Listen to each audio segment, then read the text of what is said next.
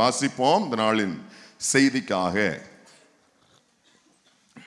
லூக்கா எழுதின சுவிசேஷம் 17வது அதிகாரம், அதனுடைய 11வது வசனத்திலிருந்து 14ஆம் வசனம் வரையிலும் வாசிக்கலாம். லூக்கா 17ஆம் அதிகாரம் 11வது வசனத்திலிருந்து 14ஆம் வசனம் வரையிலும். பின்பு அவர் எருசலேமுக்கு பிரயாணம் பண்ணுகையில் அவர் சமாரியா கலிலேயா என்னும் நாடுகளின் வழியாக நடந்து போனார். அவர் ஒரு கிராமத்தில் பிரவேசித்த போது குஷ்ட ரோகமுள்ள மனுஷர் 10 பேர் அவருக்கு எதிராக வந்து தூரத்தில் நின்று, இயேசு ஐயரே, எங்களுக்கு இறங்கும் என்று சத்தமிட்டார்கள்.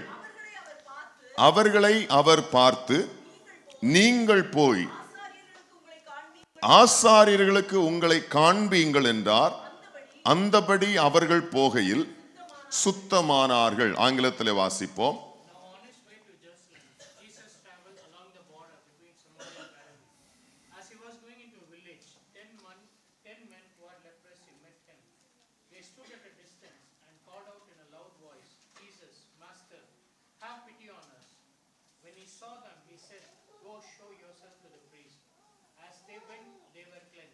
ஆமென். ஹல்லேலூயா.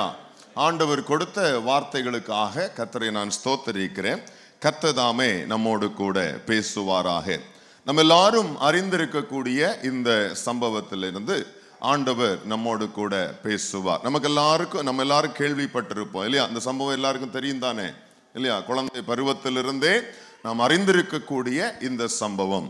நாம் வாசித்த இந்த சம்பவத்தில் குறிப்பாக காணப்படுகிற செய்தி என்னவென்று சொன்னால், சுத்திகரிக்கப்பட்ட 10 பேர் இல்லையா? இந்த 10 பேர் எதிலிருந்து சுத்திகரிக்கப்பட்டார்கள் என்று சொன்னால், குஷ்ட ரோகத்திலிருந்து சுத்திகரிக்கப்பட்டார்கள். இயேசு எருசலேமுக்கு பிரயாணம் பண்ணி கொண்டிருந்த போது, நம்ம ஆங்கிலத்தில் பார்த்தீங்க அப்படின்னு சொன்னா, he was passing along between Samaria and Galilee.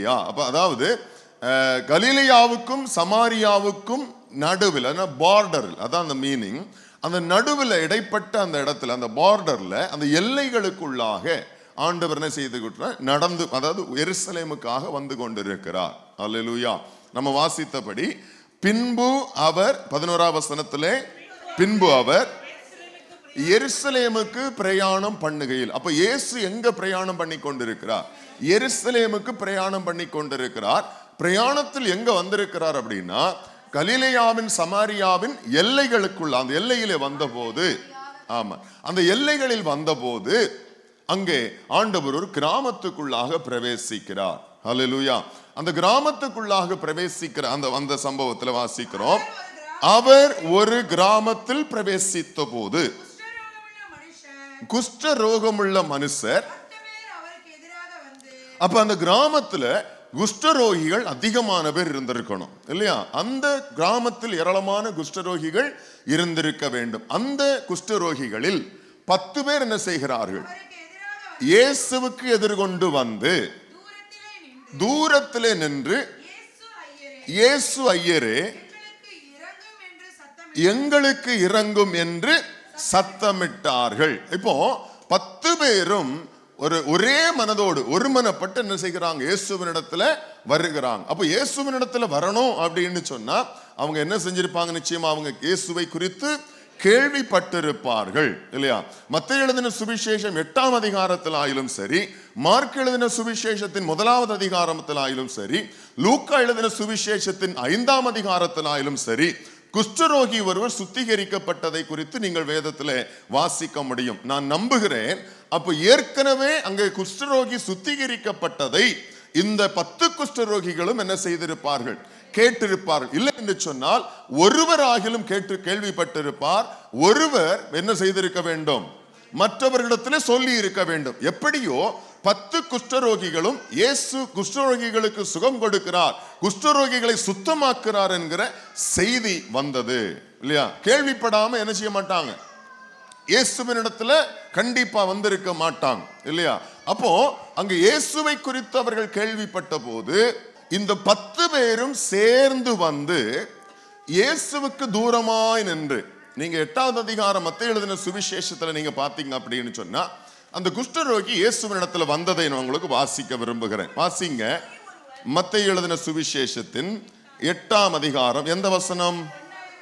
2.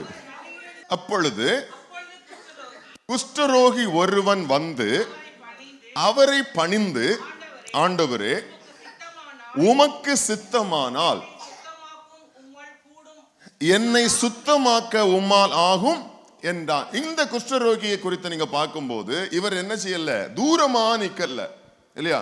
இயேசுவை பார்த்த மாத்திரத்தில் இயேசுவுக்கு சமீபமாய் வந்து என்ன செய்கிறார்? முதலாவது இயேசுவை பணிந்து கொண்டான். பணிந்து கொண்ட போது, பணிந்து கொண்ட பிற்பாடு இயேசுவினிடத்துல சொன்னான், உமக்கு சித்தமானால் என்னை சுத்தமாக்க உம்மாலாகும் இல்லையா? அப்ப ஆண்டவர் அந்த இடத்துல என்ன சொல்றார்? அவனுடைய வார்த்தையின்படியே அவனுக்கு ரீப்ளை கொடுக்கிறார் இல்லையா? இயேசு தமது கையை நீட்டி அவனை தொட்டு, அப்போ குஷ்டரோகியை அவர் என்ன செய்கிறார்? தொட்டு சுகம் கொடுக்கிறார். அவர் சமீபித்து வந்ததனால், அந்த குஷ்டரோகி இயேசுவுக்கு நெருங்கி வந்ததனால், இயேசுவை தொழுது கொண்டு பணிந்து கொண்டதனால், இயேசுவினிடத்தில் விசுவாசமாக நீர் என்னை சுத்தமாக்க உம்மால் ஆகும் என்று சொல்லி விசுவாச அறிக்கை செய்த போது ஆண்டவர் அவனை தொட்டு அவனை பார்த்து சொன்னார், எனக்கு சித்தம் உண்டு, நீ சுத்தமாக. அப்ப குஷ்டரோகத்தை குறித்து நீங்க வேதத்துல வாசிக்கும் போது, பழைய ஏற்பாட்டிலும் சரி புதிய ஏற்பாட்டிலும் சரி, குஷ்டரோகத்தை அவர்கள் குஷ்டரோகம் உள்ளவர்கள் இல்லை, குஷ்டரோகியை குறித்து வேதம் சொல்லும் போது வியாதி குணமாக்கப்பட்டது என்று சொல்லப்படாது, சுத்திகரிக்கப்பட்டது, சுத்தமாக்கப்பட்டது என்று தான் நீங்கள் வேதத்திலே வாசிக்க முடியும். அல்லேலூயா. இங்கே இந்த மத்தேயு எழுதின சுவிசேஷத்திலும் அவர் சொல்லும் போது என்னை சுத்தமாக்கும் என்று தான் விண்ணப்பம் பண்ணுகிறார். அல்லேலூயா. புரியுதா? அப்போ நீங்க இதே காரியத்தை நீங்க மார்க்குல வாசித்தாலும் சரி, லூக்காவில் வாசித்தாலும் சரி, எல்லாரும் என்னை சுத்தமாக்கும், என்னை சுத்தமாக்க உம்மால் ஆகும் என்று சொல்லிதான் விண்ணப்பம் பண்ணுவார்கள். அப்போ குஷ்டரோகியா இருக்கிறவர்கள் அவருடைய விண்ணப்பம் என்ன? அவர்கள் சுத்திகரிக்கப்பட வேண்டும். நாங்கள் சுத்திகரிக்கப்பட்ட, they feel they are unclean, அதாவது their self they feel unclean. அல்லேலூயா.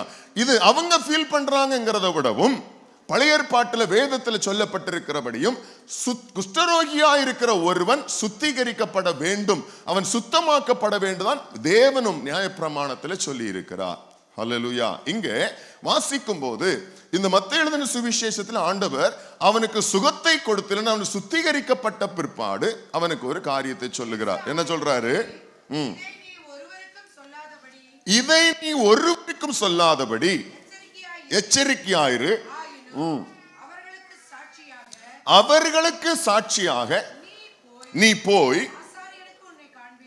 யாருக்கு காண்பிக்க சொல்றாரு? ஆசாரியனுக்கு உன்னை காண்பித்து. அப்போ நீ சுத்திகரிக்கப்பட்டதை யாருக்கு காண்பிக்க வேண்டும்? ஆசாரியனுக்கு நீ காண்பிக்க வேண்டும். இப்ப நீங்க பாத்தீங்க அப்படின்னா 17ஆம் அதிகாரம் லூக்கா சுவிசேஷத்துல வாசிக்கும் போது கூட இவர்கள் தூரத்தில் நின்று இயேசுவை நோக்கி கூப்பிடுகிறார்கள். அல்லேலூயா.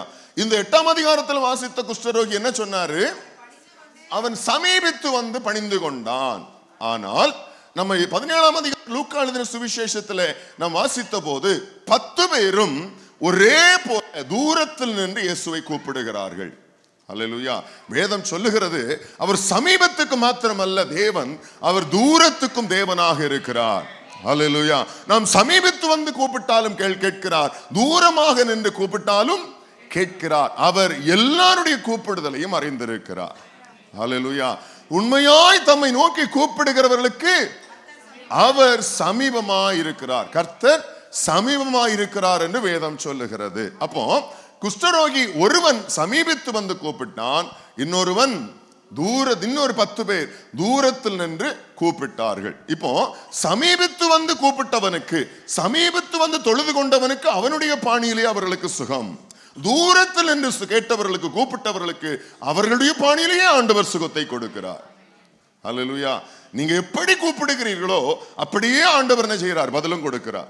திரும்பவும் 17ஆம் அதிகாரத்துக்கு திருப்புங்க, 12ல இருந்து வாசிங்க. குஷ்டரோகம் உள்ள மனுஷர் 10 பேர் அவருக்கு எதிராக வந்து தூரத்திலே நின்று. கொஞ்சம் கவனிச்சு பாருங்க. ஒரு கிராமத்துக்குள்ள நீங்க போறீங்க இல்லையா? போகும்போது நம்ம ஊர்ல இப்போ கடைபிடிக்கக்கூடிய ஒரு பழக்கம், நம்ம வீட்டை விட்டு வெளியே வரும்போது பூனை குறுக்க வந்துச்சுன்னா ஆகா இன்னைக்கு நல்ல சகுனம் போல இருக்கு அப்படி என்ன செய்வோம்? போன வேகத்துல யூ டர்ன் போட்டு வீட்டுக்குள்ள போய் ஒய்ஃபு வேற சொல்லி கூப்பிட்டு ஒரு சொம்பு தண்ணி கொடு, புரியுதா? இப்படி உடனே திரும்ப போய் தண்ணி குடிச்சிட்டு போறவங்க இருக்காங்க. நீங்க அப்படி கிடையாது, கைப்பிடிச்சுக்க. நீங்க அப்படி கிடையாது இல்ல. சிலர் கையை பிடிக்க மாட்டேங்கிறாங்க, அப்ப எங்கேயோ வில்லங்கம் இருக்கு. ஹல்லேலூயா. நமக்கு விருப்பமில்லாத நபர்கள் எதிர்கொண்டு வந்தா நம்ம எப்படி ரியாக்ட் பண்ணுவோம்? போய் இந்த மூஞ்சில முழிச்சேன், இன்னைக்கு என்ன நடக்க போகுதோ இல்லையா? நம்ம யாராவது விருப்பமில்லாத நபர்கள், நமக்கு பிடிக்காத நபர்கள் எதிர்கொண்டு வரும்போது நம்முடைய முகம் வேறு முகமாக மாறுகிறது, புரியுதா?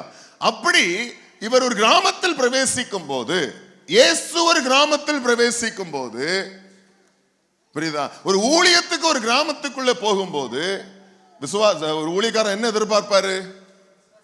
ஒரு பெரிய கிரௌடு, ஒரு நல்ல ஆவிக்குரிய கிரௌடு வரணும் அப்படின்னு எதிர்பார்த்து போகும்போது வர்றதெல்லாம் யார் வர்றா? குஷ்டரோகியா வர்றாங்க. ஹல்லேலூயா. ஒரு பெரிய அடையாளம்.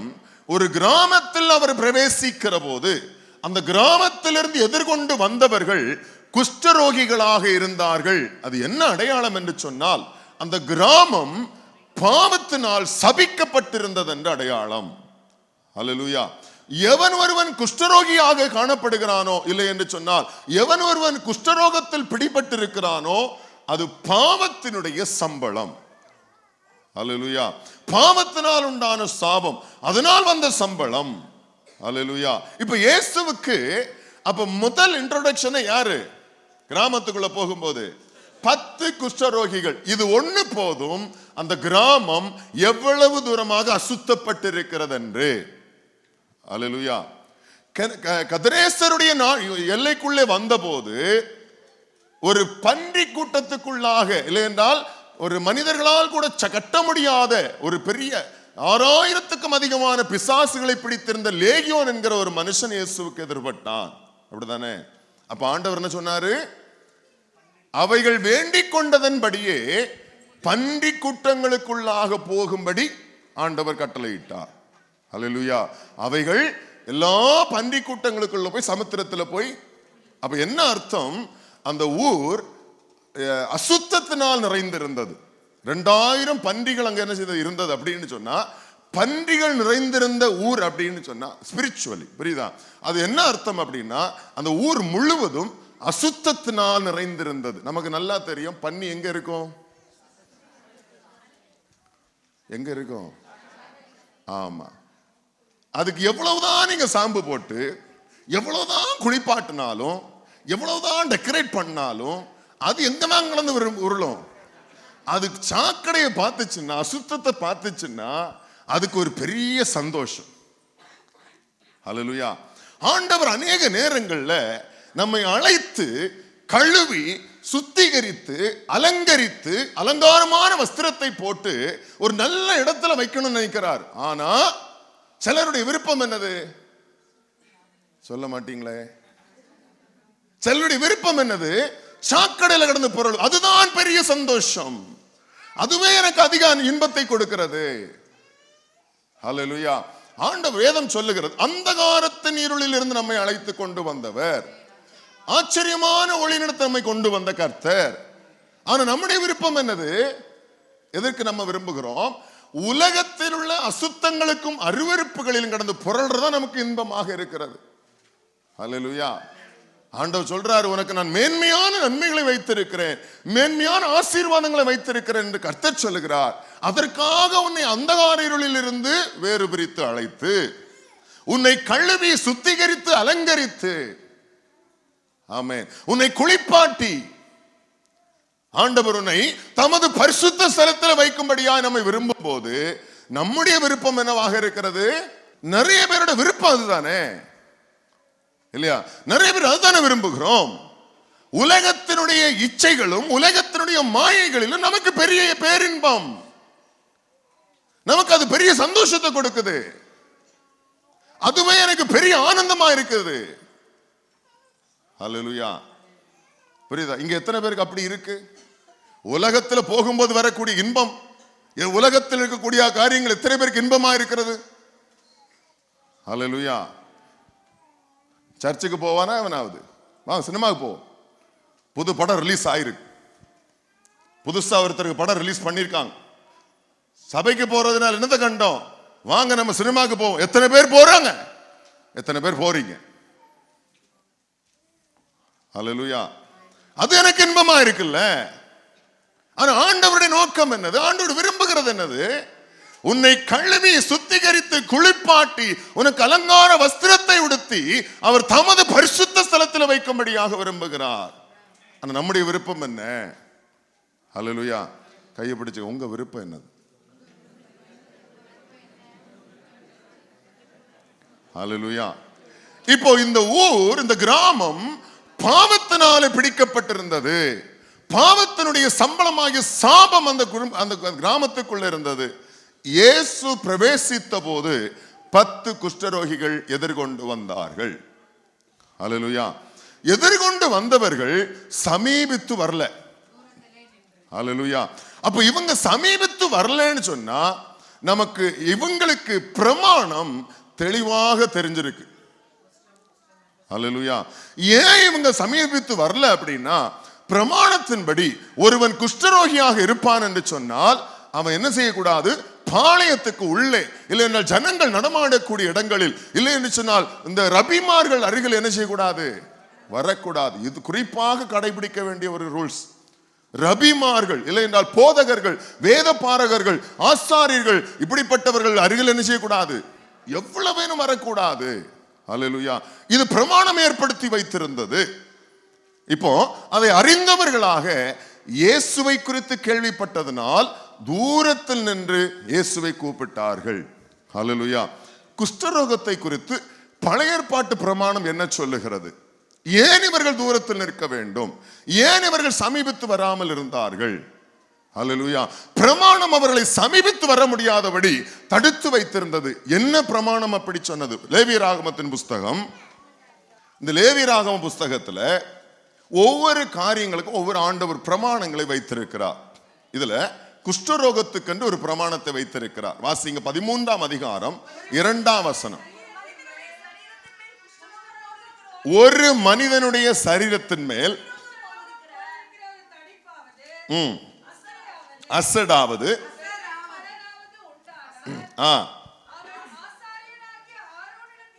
அவன் ஆசாரியனாகிய ஆரோனிடத்தில் ஆகிலும், ஆசாரியராகிய அவன் குமாரரில் ஒருவனிடத்தில் ஆகிலும் கொண்டு வரப்பட கடவன். அப்பொழுது ஆசாரியன்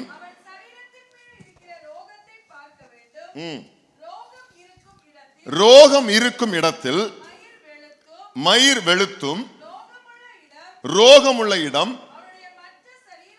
அவனுடைய மற்ற சரீரத்தை பார்க்கிலும் அதிகமாய் குளிந்தும் இருந்தால் அது குஷ்டரோகம். ஆசாரியன் அவனை பார்த்த பின்பு அவனை தீட்டுள்ளவன் என்று தீர்க்க கடவன். இந்த குஷ்டரோகத்தை தீர்க்கிறது யாரு? ஆசாரியனுக்கு அந்த அதிகாரத்தை ஆண்டவர் கொடுத்திருந்தார். டாக்டர் அல்ல, எந்த மருத்துவர்களும் அல்ல, மருத்துவ சம்பந்த சார்ந்தவர்கள் அல்ல. இதை குஷ்டரோகத்தை குஷ்டரோகம் என்று தீர்க்கிறவன் யாரு? ஆசாரியன். இனி இந்த ஆசாரியன் குஷ்டரோகம் என்று தீர்த்து விட்டு அடுத்தது அவன் சொல்லுவது என்னது? அவன் தீட்டுள்ளவன். ஹல்லேலூயா. தீட்டு அப்படின்னு சொன்னாலே அவன் அசுத்தம் உள்ளவன் என்று அர்த்தம். ஹல்லேலூயா. இல்லையா? நமக்கு நல்லா இருக்குமே தெரியும். அப்போ இந்த குஷ்டரோகியை பார்த்து ஆசாரியன் சொல்லுவானா இவன் தீட்டுள்ளவன். ஹல்லேலூயா. இப்ப நம்ம நினைக்கிறது போல பக்கத்துல சரீரத்தை கொண்டு வந்து ஆளை நிறுத்தி ஃபுல்லா அப்படி ஒண்ணுன்னா விலாவரியா பிரிச்சு மேய்ஞ்சி பார்ப்பாங்கன்னு அர்த்தம். அவன் பக்கத்துல வரக்கூடாது. அவன் தொடுகிற தூரத்துக்கு என்ன செய்யக்கூடாது? வரக்கூடாது. இவனுடைய பார்வையின் தூரத்துக்கு கொண்டு வரப்படுவான். அவன் பார்த்து அவனை தீட்டுள்ளவன் என்று தீர்ப்பான். அதே அதிகாரத்துல 45ஆம் வசனத்தை வாசிங்க. அந்த வியாதி உண்டாயிருக்கிற குஷ்டரோகி வஸ்திரம் கிழிந்தவனாயும் தன் தலையை மூடாதவனாயும் இருந்து அவன் தன் தாடியை மூடிக்கொண்டு தீட்டு தீட்டு என்று, இப்ப ஆசாரியன் தீட்டுள்ளவன் என்று தீர்த்த பிற்பாடு குஷ்டரோகி என்ன சொல்லணும்? தீட்டு தீட்டு என்று சொல்லவே சத்தமிட வேண்டும். அடுத்தது, அந்த வியாதி அவனில் இருக்கும் நாள் வரைக்கும் தீட்டுள்ளவனாக எண்ணப்பட கடவன். அவன் தீட்டுள்ளவனே ஆகையால் அவன் தனியே குடியிருக்க வேண்டும். அவன் குடியிருப்பு பாளையத்துக்கு புறம்பே. ஆமா, இப்ப இவனுடைய குடியிருப்பு என்ன செய்கிறாங்க?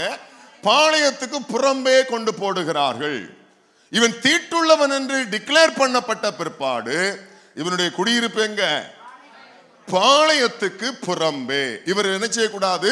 கிராமத்துக்குள்ள வரக்கூடாது, எல்லைகளுக்குள்ள வரக்கூடாது, ஆட்கள் நடமாடக்கூடிய இடத்துக்கு வரக்கூடாது. அவன் தீட்டுள்ளவன் என்று ஆசாரியனால் தீர்க்கப்பட்டவன். ஹல்லேலூயா. இப்போ இது தீட்டுள்ளவன் தீர்க்கப்பட்டதுனால இதை அறிந்த 10 குஷ்டரோகிகளும் இயேசுவினிடத்தில் என்ன செய்யல? வரல. தூரமாய் நின்று என்ன செய்கிறாங்க?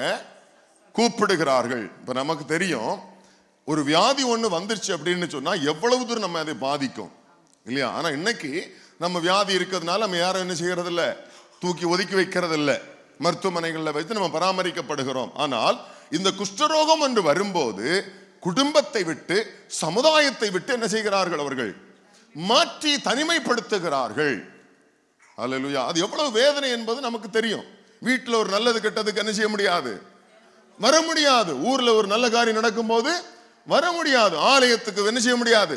வர முடியாது. ஆராதனைகளுக்கு வர முடியாது. இப்படி பலவிதமான பாடுகள் வேதனைகளுக்குள்ளாக இருக்கும்போது அவங்க என்ன சொல்லி கூப்பிடுறாங்க? 17ஆம் அதிகாரத்துக்கு திருப்புங்க. இயேசு ஐயரே எங்களுக்கு இறங்கும் என்று சத்தமிட்டார்கள்.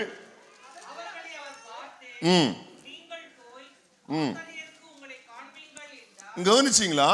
அவர்களை அவர் பார்த்து, நம்ம வாசித்தோம் 13ஆம் அதிகாரம் லேவியராகமத்துல, ஆசாரியர் அவனை பார்த்து குஷ்டம் உள்ளவன் என்று தீர்க்க கடவன். இங்க இயேசு என்ன செய்கிறாரு? இந்த குஷ்டரோகிகளை பார்த்து, தூரத்தில் நின்று கூப்பிட்ட போது குஷ்டரோகிகளை பார்த்து இப்ப என்ன சொல்றாரு அப்படின்னா, நீங்கள் போய் ஆசாரியர்களுக்கு உங்களை காண்பியுங்கள். எந்த அடிப்படையில் இயேசு இதை சொல்றாரு அப்படின்னா, லேவியராகமம் 14ஆம் அதிகாரத்துல, 14ஆம் அதிகாரத்தை எடுங்க. லேவியராகமம் 14 2ஆம் வசனத்திலிருந்து, சரியா? குஷ்டரோகியினுடைய சுத்திகரிப்பின் நாளில் அவனுக்கு அடுத்த பிரமாணம் என்னவென்றால், இப்ப நல்லா கவனிங்க, குஷ்டரோகம் அவனுக்கு வந்ததென்று கண்டாலும், அவனுக்கு உண்டென்று அறிந்தாலும் யாரிடத்துல தான் கொண்டு வரப்படணும்? ஆசாரியனிடத்துல கொண்டு வரப்படணும். அதே போல குஷ்டரோகம் அவன் நீக்கப்பட்டதானால், அவன் சுத்திகரிக்கப்பட்டானால், இல்லை என்று சொன்னால் குஷ்டரோகத்திலிருந்து அவன் விடுதலையாக்கப்பட்டானாலும் யாரிடத்துல கொண்டு வரணும்? ஆசாரியனிடத்துல கொண்டு வரணும். அதான் இயேசு சொல்றாரு, நீ போய் ஆசாரியனிடத்தில். மத்தேயு 8ல வாசிக்கும் போது அவனை பார்த்து கர்த்தர் என்ன சொன்னார்? அவர்களுக்கு சாட்சியாக, இல்லையா? அவர்களுக்கு சாட்சியாக. என்ன சாட்சி? அவன் சுத்திகரிக்கப்பட்டான் என்பதற்கு சாட்சியாக. தீட்டுள்ளவன் என்று தீர்க்கிறதும் ஆசாரியன், தீட்டு அவனுக்கு நீங்கி போயிட்டு என்று தீர்க்கிறதும் ஆசாரியன். அல்லேலூயா.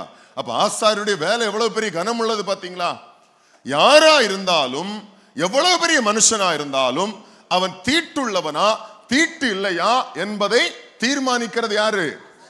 ஆசாரியன். இப்ப ஆசாரியன் என்ன செய்கிறான்? பார்த்து. 2ஆம் வசனம் திரும்ப வாசி.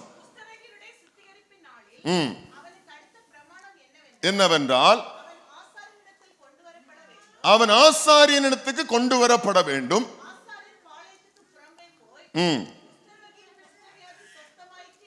நல்லா கவனிங்க. ஆசாரியன் இப்ப என்ன செய்கிறாரு? அவர்கள் எங்கே இருக்கிறார்களோ, ஆசாரியன் அந்த குஷ்டரோகிகள் எங்கே இருக்கிறார்களோ அங்கே புறப்பட்டு போய், புரியுதா? அந்த குஷ்டரோகியினுடைய குஷ்ட வியாதி சொஸ்டமாயிற்றென்று கண்டால், 9ஆம் வசனத்தை வாசிங்க. 7ஆம் நாளிலே தன் தலையையும் தாடியையும் புருவங்களையும் தன்னுடைய மயிர் முழுவதையும் சிரைத்து தன் வஸ்திரங்களை தோய்த்து ஸ்நானம் பண்ண வேண்டும், அப்பொழுது சுத்தமாயிருப்பான். இதை தீர்மானிக்கிறது யாரு? ஆசாரியன். அல்லேலூயா. குஷ்டமுள்ளவன் என்று தீர்க்கிறவனும் ஆசாரியனே, குஷ்டம் இல்லை அவன் சுத்திகரிக்கப்பட்டான் என்று தீர்க்கிறவனும் ஆசாரியனே. இதனாலதான் மத்தேயு எழுதின சுவிசேஷத்திலும் சரி, நீங்க மார்க்கிலும் சரி, லூக்காவில் வாசித்த சம்பவத்திலும் சரி, குஷ்டரோகம் நீங்கி சுத்திகரிக்கப்பட்டவர்களை பார்த்து இயேசு சொன்னதற்கான காரணம் இந்த லேவியராகமம் 14ஆம் அதிகாரத்தின்படி. ஏனென்று சொன்னால், இவர்கள் ஆசாரியன் இவர்களை சுத்தமுள்ளவன் என்று தீர்த்த பிற்பாடுதான், அதற்கு ஏற்ற சுத்திகரிப்புக்கென்று பலிகளை செலுத்தின பிற்பாடு இவன் மீண்டுமாக பாளையத்துக்குள்ளே சேர்த்து கொள்ளப்படுவான். அப்போ இயேசு எதற்காக அங்க சொல்றாரு அப்படின்னா, நீ ஆசாரியனுக்கு உன்னை காண்பித்து, நீ சுத்தமானதை நீ ஆசாரியனுக்கு காண்பித்த பிற்பாடு, ஆசாரியன் நீ சுத்தமுள்ளவன் என்று தீர்த்த பிற்பாடு நீ பாளையத்துக்குள்ளே பிரவேசிக்க வேண்டும். அதனால நீ ஆசாரியனிடத்துல போய் காண்பி. இப்ப 10 பேரும் பார்த்து ஆண்டவர் சொல்றாரு, என்ன சொல்றாரு? நீங்கள் போய் ஆசாரியர்களுக்கு. இயேசு சொல்லும் போது குஷ்டரோகமா தான் இருந்துச்சு. அல்லேலூயா. அப்படிதானே? ஆனா நம்ம லேவியராகமம் 14ஆம் அதிகாரத்தில் வாசிக்கும் போது, குஷ்டரோகம் நீங்கி அவன் சுத்தமாக்கப்பட்டானால் அவன் என்ன செய்யணும்? ஆசாரியத்தில் காண்பிக்க போகணும். ஆனால் நாம் வாசித்த 17ஆம் அதிகாரத்துல இயேசு உங்களை நீங்கள் ஆசாரியர்களுக்கு காண்பீங்கள் என்று சொன்ன போது அவனுடைய குஷ்டரோகம் அவனை விட்டு என்ன செய்யல? போகல. குஷ்டத்தில் இருக்கும் போதே ஆண்டவர் சொன்னார், நீ உன்னை ஆசாரியனுக்கு காண்பிக்க போ. ஹல்லேலூயா. நம்ம 8ஆம் வசனத்தின் அதிகாரத்தில் வாசிக்கும் போது அவன் சுத்தமாக்கப்பட்ட பிற்பாடு அவனை பார்த்து இயேசு சொன்னார், நீ உன்னை சாட்சியாக ஆசாரியனிடத்தில் காண்பி. இங்கே அவர்கள் சுத்திகரிக்கப்படவில்லை, அவர்கள் சுத்தமாகவில்லை. ஆனால் இயேசு என்ன சொன்னாரு? நீ உன்னை நீங்கள் உங்களை ஆசாரியர்களுக்கு காண்பியுங்கள். ஹல்லேலூயா. அவர்கள் சுத்திகரிக்கப்படவே இல்லை. ஆனால் ஆண்டவருடைய வார்த்தை என்ன சொல்லுகிறது? நீ உன்னை ஆசாரியர்களுக்கு காண்பீங்க. அப்ப இவருடைய விசுவாசத்தினுடைய அளவு எவ்வளவு தூரம் விசுவாசிக்கிறான் பாருங்க. ஹல்லேலூயா. அவன் சுத்திகரிக்கப்பட்டானால் தைரியமா போவான். அவன் சுத்திகரிக்கப்பட்டிருந்தானால் இயேசு சொன்ன வார்த்தையை கேட்டு தைரியமா போயிருப்பான். ஆனால் இந்த இடத்துல இயேசு சொன்ன போது அவன் சுத்திகரிக்கப்படவில்லை. ஆனாலும் அவர் 10 பேர் என்ன செய்தார்கள்? விசுவாசத்தோடு திரும்பினார்கள். ஹல்லேலூயா. அப்படித்தானே வாசிக்கிறோம். வாசிங்க. அந்தபடி அவர்கள் போகையில் என்ன செய்தார்களாம்? அவருடைய வார்த்தையின்படி கேட்டு அவர்கள் போகையில். ஹல்லேலூயா. Praise the lord. என்ன செய்வோம், என்ன நடக்கும் என்று தெரியாது. ஆனால் கர்த்தர் சொல்லுவார், நீ போ. அவ்வளவுதான் ஆண்டவர் சொல்லுவார். ஹல்லேலூயா. அவ்வளவுதான் கர்த்தர் பேசி இருப்பார். ஆனா போவதற்கான ஒரு சூழ்நிலையும் இல்லாம இருக்கும். நடக்கும் என்பதற்கு ஒரு சூழ்நிலையும் இல்லாமல் இருக்கும். ஆனால் கர்த்தருடைய வார்த்தை வரும், நீ போ, நீங்கள் போங்கள். ஹல்லேலூயா. நீங்கள் இதை செய்யுங்கள். ஒரு சூழ்நிலை நமக்கு இல்லாத போதும் கர்த்தருடைய வார்த்தை வரும்போது நீங்க எப்படி விசுவாசிக்கிறீங்க? உங்களுடைய விசுவாசம் எப்படிப்பட்டதாக இருக்கிறது? சொன்னவர் கர்த்தரானால் அந்த வார்த்தை நிறைவேறும் என்கிற விசுவாசம் உங்களுக்கு உண்டா?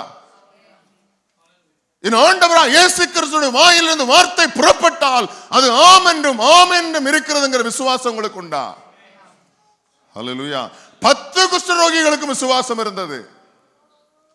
ஒருத்தன் கூட கேட்கல, ஆண்டவர் நாங்க சுத்திகரிக்கப்படவே இல்லையே, இப்ப நான் சுத்திகரிக்கப்படாமல் போனேன்னு வெட்டி கல்லெறிஞ்சு கொன்னே போட்டுருவாங்களே.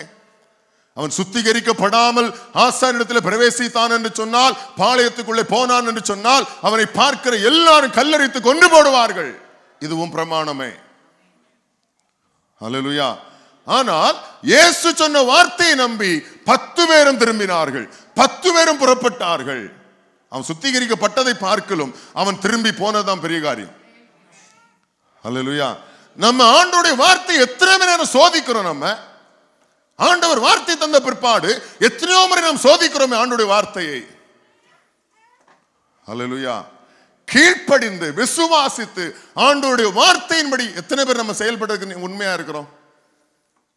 அல்லேலூயா. புரியுதா? இந்த 10 பேரிடத்துல காணப்பட்ட ஒரு அதிமகிமையான ஒரு விசுவாசம் அதுதான்.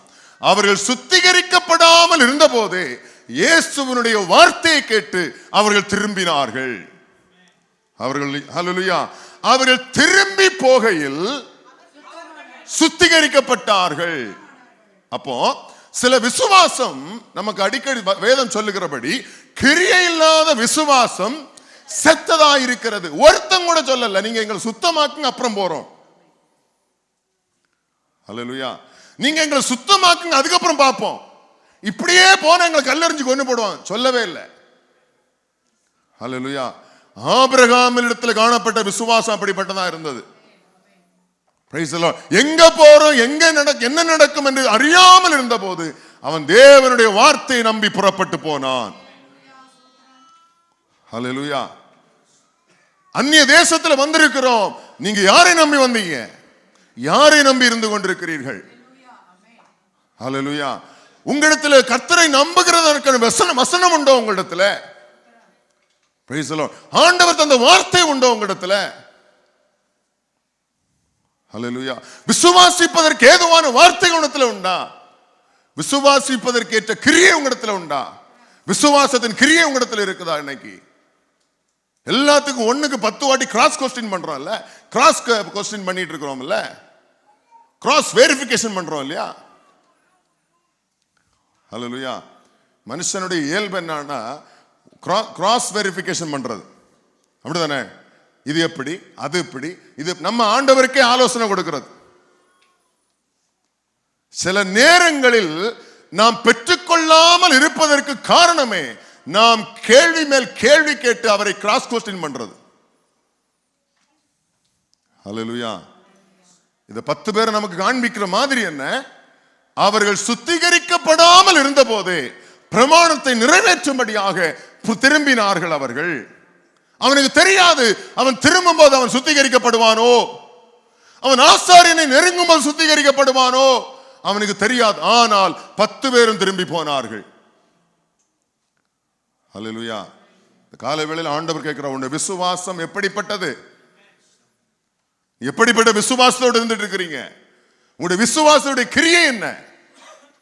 ஆண்டவர் சொல்லிட்டார், அப்படியே செயல்படக்கூடிய கிரியை நம்மிடத்தில் இருக்கு. அல்லேலூயா. அப்படியே செயல்படக்கூடிய கிரியை நம்மிடத்தில் இருக்குதா? நம்ம இன்னும் பொறுத்து, இன்னும் தாமதிப்போம், இன்னும் காத்திருப்போம், இன்னும் கன்ஃபர்மேஷன். அல்லேலூயா. சிலர் பார்த்தீங்க அப்படின்னா ஆண்டவர் நேர வந்து சொன்னா கூட நம்ப மாட்டான். ஒரு முறை ஆண்டவர் சொல்லுவார், 2வது முறை கர்த்தர் சொல்லுவார், 3ஆம் முறை கர்த்தர் சொல்லுவார். இதுக்கு மேல சொல்றதுக்கு என்ன பண்றது? இல்ல, ஆண்டவர் எங்களுக்கு நேரடியாவே பேசட்டும். அல்லேலூயா.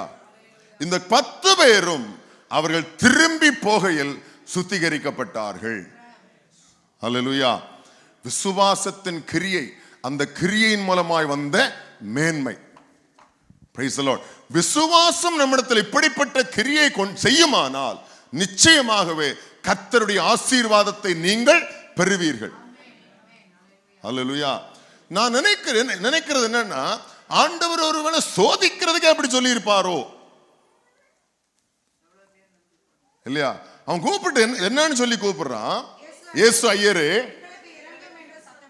எங்களுக்கு இறங்கும் என்று சத்தமிட்டு கூப்பிட்டாங்களாம். ஏன்னா அவ்வளவு வேதனை.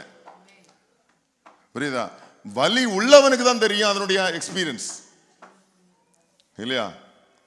குழந்தைய பெத்தவங்களுக்கு தான் தெரியும் அதனுடைய வலி இல்லையா? பிரசவிச்சவங்களுக்கு தான் தெரியும் அதனுடைய வலி. அதே போல வேதனை என்ன என்பது அந்த வேதனைக்குள்ள இருக்கிறவனுக்கு தான் தெரியும். அந்த வேதனையில் இருந்து அவன் கூப்பிடுறான், இயேசு ஐயரே எங்களுக்கு இறங்கும். அல்லேலூயா. நீ எவ்வளவு வேதனையோடு கண்ணீரோடு கூப்பிட்டாலும் ஆண்டவர் நமக்கு செவி கொடுக்க உண்மை உள்ளவர். நிச்சயமா செவி கொடுப்பார். அல்லேலூயா. நம்ம கூப்பிடும் போது அவர் காது கேளாதவர் போல போகிறவர் அல்ல. தூரத்திலிருந்து அவன் கூப்பிட்ட போதும் ஆண்டவர் சொன்னார், நீங்கள் போய் உங்களை ஆசாரியர்களுக்கு காண்பியுங்கள். ஹல்லேலூயா. அவர்கள் புறப்பட்டு போகையில் என்னானார்கள்? சுத்தமானார்கள்.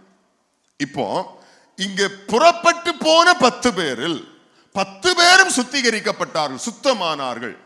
அதுல அடுத்தது வாசிங்க. அவர்களில் ஒருவன்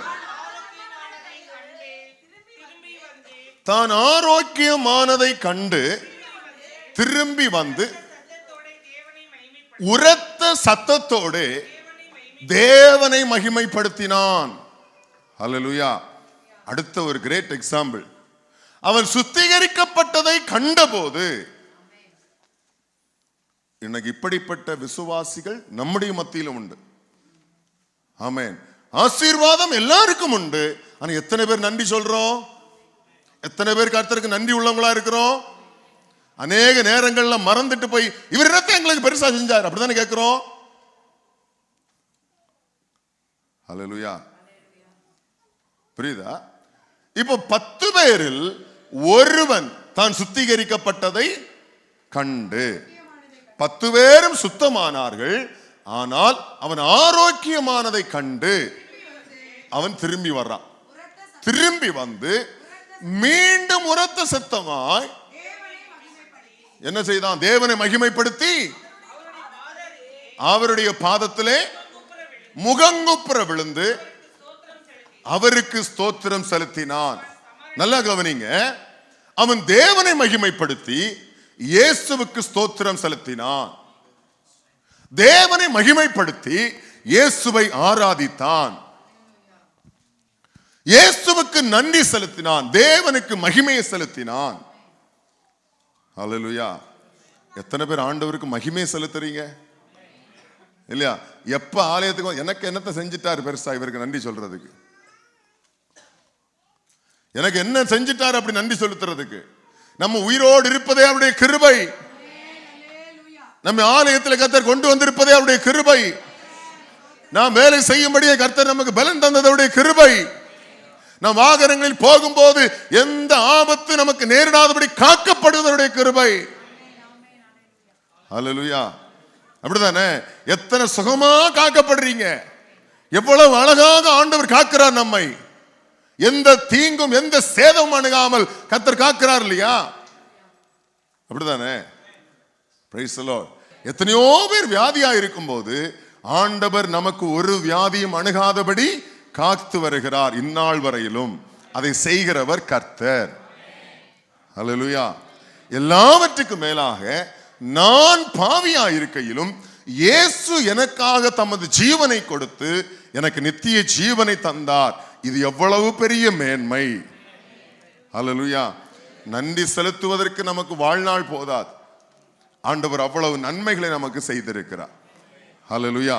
ஒருவன் தான் சுத்திகரிக்கப்பட்டதை கண்டு என்ன செய்தான்? திரும்பி வந்து உரத்த சத்தத்தோடு தேவனை மகிமைப்படுத்தி அவருடைய பாதத்தருகே முகங்குப்புற விழுந்து அவருக்கு ஸ்தோத்திரம் செலுத்தினான். இவனுடைய கட்டளை என்ன? அவன் சமாரியனா இருந்தான் இல்லையா? இவனுக்கு கொடுக்கப்பட்ட கட்டளை என்ன? நீ போய், இல்ல நீங்கள் போய் ஆசாரியனிடத்தில் உங்களை காண்பியுங்கள் இல்லையா? அதான கொடுக்கப்பட்ட கட்டளை. இப்ப 10 பேர் என்ன செய்யறாங்க? 9 பேர் என்ன செய்யறாங்க? எங்க போனாங்க? ஆசாரியத்தை காண்பிக்க போனாங்க. அப்படிதானே? அவருடைய வார்த்தையை பெர்ஃபெக்டாக செஞ்சாங்க. சுத்திகரிக்கப்பட்டது 10 பேர். இயேசு சொன்னாரு, நீங்கள் போய் உங்களை ஆசாரியர்களுக்கு சாட்சியாக காண்பியுங்கள் அப்படின்னு சொன்னார். இந்த வார்த்தையை நம்பி விசுவாசித்து கீழ்ப்படிந்து 10 பேரும் திரும்பினார். திரும்பி யாரிடத்துல போகும்படி போனார்கள்? ஆசாரியனுக்கு தன்னை காண்பிக்கும்படி போனார்கள். போனதில் ஒருவன் திரும்பி வந்துட்டான். 9 பேர் என்ன செய்யறாங்க? இயேசுனுடைய வார்த்தைக்கு கீழ்ப்படிஞ்சான். ஒருத்தன் என்ன பண்ணல? கீழ்ப்படியல. பாத்தீங்களா, நான் என்ன செய்தி சொல்ல போறேங்கிறத வாயிலிருந்து ஆண்டவர் கொண்டு வர்றார். அவ்வளவு அப்டேட்டடா இருக்கிறீங்க, நல்லது. ஹல்லேலூயா, பிரைஸ் தி லார்ட். 9 பேர் பிரமாணத்தின்படி காண்பிக்க போனார்கள். ஒருவன் கிருபையின்படி ஆசாரியனிடத்தில் திரும்ப வந்தான். ஹல்லேலூயா. நிறைய பேருக்கு புரியாது. Price the Lord. இயேசு சொன்னார், சாட்சியாக நீங்கள் உங்களை ஆசாரியனுக்கு கொண்டு போய் காண்பியுங்கள். Price the Lord. ஏன்னு சொன்னா, இந்த 10 பேரையும் குஷ்டரோகி என்று தீர்த்ததை யாருதான்? ஆசாரியர்கள். அவர்களுக்கு சாட்சியாக நீங்கள் போய் காண்பியுங்கள் என்று ஆண்டவர் சொன்னார். அப்படியே செய்தார்கள். ஒரு மாற்றமும் கிடையாது. போய் சுத்திகரிக்கப்பட்ட பிற்பாடு, அவர்கள் திரும்பின பிற்பாடு, சுத்திகரிக்கப்பட்ட பிற்பாடு 9 பேரும் பிரமாணத்தின்படியே காண்பிக்க போனான். ஒருத்தன் என்ன செய்தான்னா, இயேசுவினுடைய வார்த்தைக்கு என்ன செய்யல, செவி கொடுக்காதபடி. இயேசு என்ன சொன்னார் அதை கேட்கல. அவன் கேட்கல. இயேசு என்ன சொன்னாரு? நீங்கள் போய் பிரமாணத்தின்படி உங்களை தீட்டுள்ளவன் என்று யார் தீர்த்தாரோ அந்த ஆசாரியத்தில் போய் தான் காண்பிக்கணும். அதுதான் வழக்கம். ஆனா அவங்க என்ன செய்யல, அந்த ஒருவனும் அதை செய்யல. ஹல்லேலூயா. ஆனால் அந்த ஒருவன் எல்லா ஆசாரியர்களுக்கு பிரதானமாக இருக்கிற மகா பிரதான ஆசாரியராகிய இயேசுவினிடத்தில் காண்பிக்க வந்தான். Price the Lord. பிரமாணம் அவனை தீட்டுள்ளது என்று தீர்த்தது, இவனை தீட்டுள்ளது என்று பாளையத்துக்கு புறம்பே கொண்டு வைத்தது. அவன் அந்த பிரமாணத்தினின்று விடுவிக்கப்படும்படியாக மீண்டும் அந்த பிரமாணத்துக்கே கொண்டு அடிமைப்பட்டு கொண்டு போனான். ஹல்லேலூயா. ஆனால் ஒருவன் அந்த பிரமாணத்தை மீறினான். Price the Lord. பிரமாணத்தை மீறினான். எனக்கு பிரமாணத்தின்படி ஆசாரியனிடத்தில் காண்பிப்பதெல்லாம் முக்கியம். எனக்கு சுத்திகரிப்பை கொடுத்த என் மகா பிரதான ஆசாரியனிடத்தில் நான் காண்பிக்க வேண்டும். ஹல்லேலூயா. எத்தனை பேர் ஆண்டவரிடத்தில் காண்பிக்கும்படியா வந்திருக்கிறீங்க? எத்தனையோ நன்மைகளை பெறுகிறோம், எத்தனையோ ஆசீர்வாதங்களை கர்த்தர் தருகிறார். மனுஷனிடத்தில் பெருமையா பேசிக் கொண்டிருக்கிறோம். ஹல்லேலூயா. எத்தனையோ நன்மைகளை கர்த்தர் தருகிறார், ஆசீர்வாதங்களை தருகிறார். எத்தனை பேர் தேவனுக்கு மகிமை செலுத்துனீங்க? எத்தனை பேர் மனிதர்களிடத்தில் பெருமையா பேசிட்டு இருக்கிறீங்க? ஹல்லேலூயா. இந்த மனுஷன் நமக்கு காண்பிக்கிறது என்னது? அவன் பெற்றுக்கொண்ட நன்மை தேவனிடத்திலிருந்து, ஆண்டவராய் இயேசு கிறிஸ்துவிடம் அறிந்து அவன் திரும்ப இயேசுவினிடத்திலேயே வந்தான். Price the Lord. இப்ப இயேசுவினிடத்தில் வந்தான் பாத்தீங்களா? அவர்களுக்கு கிடைக்காத ஒண்ணு இவனுக்கு கிடைச்சிருச்சு. தொடர்ந்து வாசி. அப்பொழுது இயேசு, சுத்தமானவர்கள் 10 பேர் அல்லவா, மற்ற 9 பேர் எங்கே? தேவனை மகிமைப்படுத்துவதற்கு இந்த அந்நியனே ஒழிய மற்ற ஒருவனும் திரும்பி வர காணோம் என்று சொல்லி அவனை நோக்கி, நீ எழுந்து போ, உன் விசுவாசம் உன்னை ரட்சித்தது. அதுல ஆங்கிலத்துல your faith has made you well அப்படின்னு போட்டிருக்கு. அதோட உண்மையான அர்த்தம் என்ன தெரியுமா? your faith has made you saved. அதான் அதனுடைய அர்த்தம். அதனுடைய கிரீக் டிரான்ஸ்லேஷன்ல போய் நீங்க பாத்தீங்க அப்படின்னா அது என்ன அர்த்தம் உடையதாம்? உன்னுடைய விசுவாசம் உன்னை ரட்சித்தது. ஹல்லேலூயா. தமிழ் அழகா போட்டிருக்காங்க. என்ன போட்டிருக்காங்க? உன் விசுவாசம் உன்னை ரட்சித்தது. ஆங்கிலத்தில் என்ன போட்டிருக்காங்க? your faith has made, அப்படின்னா நம்ம ஹீல் பண்ணப்பட்டோம் அந்த மீனிங்ல. ஆனா உண்மையிலே அதனுடைய அர்த்தம் என்ன? அதான் தமிழ்ல கொடுக்கப்பட்டிருக்கிறது. உன் விசுவாசமே உனக்கு ரட்சிப்பை கொடுத்தது. ஹல்லேலூயா. எவ்வளவு தெளிவான வசனம் பாருங்க. பிரமாணம் ஒருவனுக்கும் ரட்சிப்பை கொடுக்கவில்லை. Price the Lord. 9 பேர் பிரமாணத்தின்படி ஆசாரியர்களாக இருந்தவர்களுக்கு தீட்டுள்ளவன் என்று தீர்த்த அதே ஆசாரியனிடத்தில் காண்பிக்க போனான். அவனுக்கு எது இழந்து போனான்? அவன் ரட்சிப்பை இழந்து போனான். இன்னைக்கு இயேசுவினிடத்தில் வரக்கூடிய அநேகருக்கு நடக்கக்கூடியது இதுதான். அநேகர் உலக பிரகாரமாக சுத்திகரிக்கப்படுகிறார்கள், சுகம் பெற்றுக் கொள்ளுகிறார்கள். ஆனால் இழந்து போகாத அந்த ரட்சிப்பு, பெற்றுக்கொள்ள முடியாத ரட்சிப்பை தேவனிடத்திலே பெற்றுக்கொள்ள மறந்து போகிறார்கள் என்ற விருப்பம் இல்லாமல் போகிறார்கள். அல்லேலூயா. அப்ப ரட்சிப்பு கர்த்தருடையது. ரட்சிப்பை கொடுக்கிறது யாரு? கர்த்தர். இதை அறிந்த அந்த குஷ்டரோகி என்ன செய்கிறாரு? இயேசுவினிடத்துல வந்தார். வந்து தேவனை மகிமைப்படுத்தி இயேசுவின் பாதத்தில் விழுந்தான். இயேசு சொன்னாரு, உன் விசுவாசமே உன்னை ரட்சித்தது. அல்லேலூயா. அப்ப ஒரு நன்மை ஆண்டவரிடத்தை நம்ம வாங்கிட்டோம் அப்படின்னு சொன்னா, நாம் ஒவ்வொரு நாளும் கர்த்தருடைய நன்மையை அனுபவிக்கிறோம் என்று சொன்னால், நம்முடைய வாயிலிருந்து நன்றி செலுத்துவதற்கு ஒரு நாள் என்ன செஞ்சிடக்கூடாது, மறந்து போயிடக்கூடாது.